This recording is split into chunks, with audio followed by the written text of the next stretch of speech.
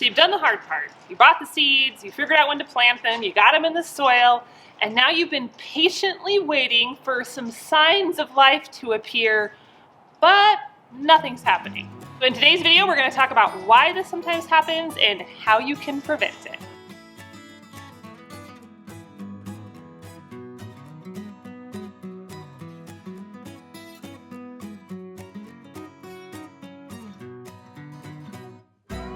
So even with our greenhouse getting a lot closer than what it has been, I'm still planting a good number of my seeds in the house just so I can control the temperatures a little bit better, because it's been taking some pretty big swings out here, really cold some days, really warm others. So whether you're starting seeds indoors ahead of time or you're planting right in the soil, one of the most frustrating things that happens is that the seeds just don't come up. So the first thing to consider is old seeds. Seeds do have a shelf life, and it kind of depends on the variety, but after, the 3 to 4 year mark, you're gonna have a steep reduction in how well they germinate. These bean seeds are from 2014. I'm not gonna throw these away, but I will probably plant a lot more seed per row out in the garden to just take into account that some of these are probably no longer good. To keep your seeds fresher longer, make sure you're storing them in a cool place. Some people put them in a refrigerator, some people even put them in a freezer. I don't do that, I just keep mine in our basement, which is dark and cool. You just wanna make sure they don't get hot in storage and they're not exposed to a lot of light. So a quick little test you can do, just to kind of give yourself more information or test seeds you have in storage, you can do a germination test. You just wanna take a couple pieces of wet paper towel, and then the seeds that you're wanting to test, and a resealable plastic bag like a Ziploc. And then we're just gonna lay out a number of these seeds. I like to use 10 because it makes the math easier when we're figuring percentages. I'm gonna lay them out on the damp paper towel, cover them up, and stick them in the bag and seal it so they don't dry out. And then we'll just make sure the paper towel stays wet, put this in a warm place, and then we'll just watch. If 10 out of 10 seeds sprout, we know we have 100% germination rate. If 8 of them sprout, we have 80%. If none of them sprout, we know these are probably completely dead, probably should toss them. So it just kind of gives you a little bit of an idea of what to expect if you are dealing with old seeds. So I will keep an eye on this and we'll see how it goes. I don't expect a lot of these to sprout because they're really old, but we'll see. So the second big reason this happens is because the soil you're planting your seeds in is still too cold. And that's why, even though we built our greenhouse this year, I still started my seeds in our basement like I normally do, because I needed to be able to control that temperature. And some days it's really warm out here, like today, I'm sweating, but other days it's dropped well into the 20s, even now that it's April. And so that's not gonna work for germinating seeds. So you wanna make sure they're nice and toasty. Between 70 and 80 degrees Fahrenheit is a sweet spot for a lot of seeds. Some of your hardier varieties like spinach or lettuce, they might germinate even around 50 or 60, but as a rule of thumb, you're gonna have a lot quicker germination when you're keeping things a little bit warmer. So I'm experimenting with my soil blocks out here, and it still might be a little chilly for them to germinate. I mean, it's pretty warm in here today. Some tomatoes out here, hopefully coming, cabbages. And I just use these bags to kind of cover them up to give them a little extra protection, trap some of the moisture in. So I have the soil thermometer and I was gonna show it to you, but I think the guys buried it when they were building the beds. So I can't show it to you, but it basically looks like a meat thermometer. You stick it in the soil and it gives you a reading. It's super easy, and then you'll know if you're in the ballpark for being warm enough. Another really important factor is the amount of moisture your seeds have during the germination process.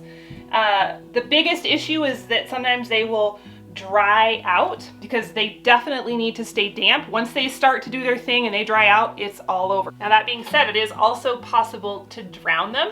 You can give them so much water they don't get oxygen and then they don't germinate because of that. So we want damp soil, but we don't want soil that is extremely wet, and we don't want it to ever completely dry out. So I just am constantly feeling it. I mean, I want to feel some moisture in there. I just don't want it to be standing water by any means. I don't know if you can tell from the video, but like these soil blocks are a little bit drier than I'd like them. So that's why I'm watering them right now.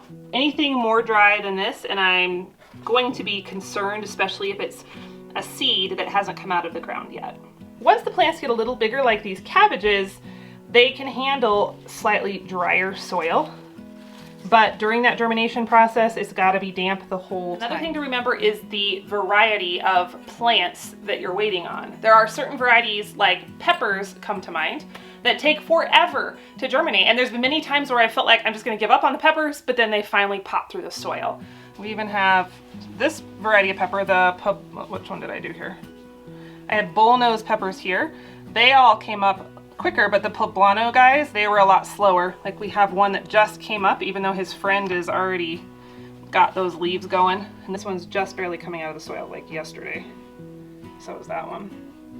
So the poblanos were even slower than the bullnose peppers, which were way slower than the mess of tomatoes we have over here. So label your plants, and remember, everybody's different. So one of the biggest things that'll happen that I hear so many complaints and questions about is when the seedlings start to get spindly. They look really tall, they're kind of weak, they're kind of falling over. What's causing that, and what do you do about it?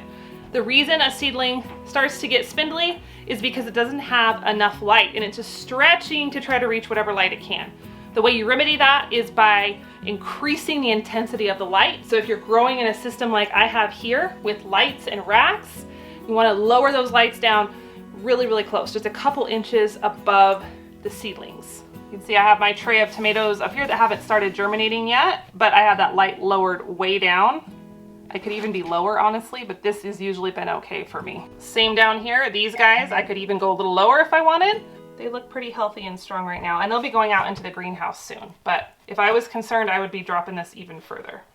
Another issue that sometimes gardeners will have with seeds that have just started to sprout is they do something called damping off.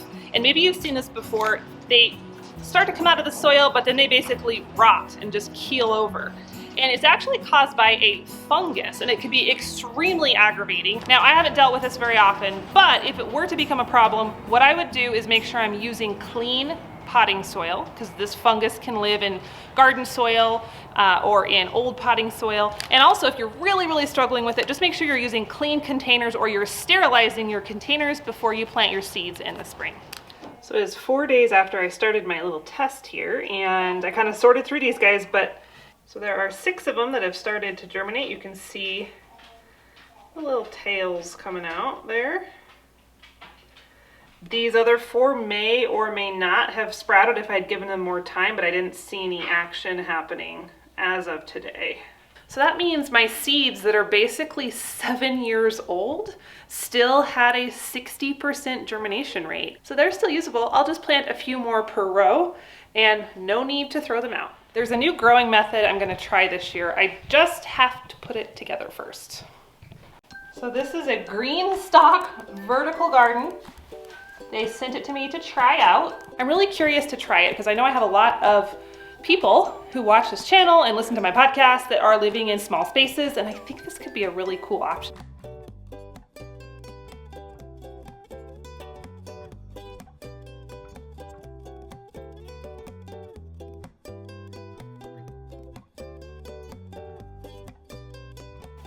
Wait, Mom, there's something left.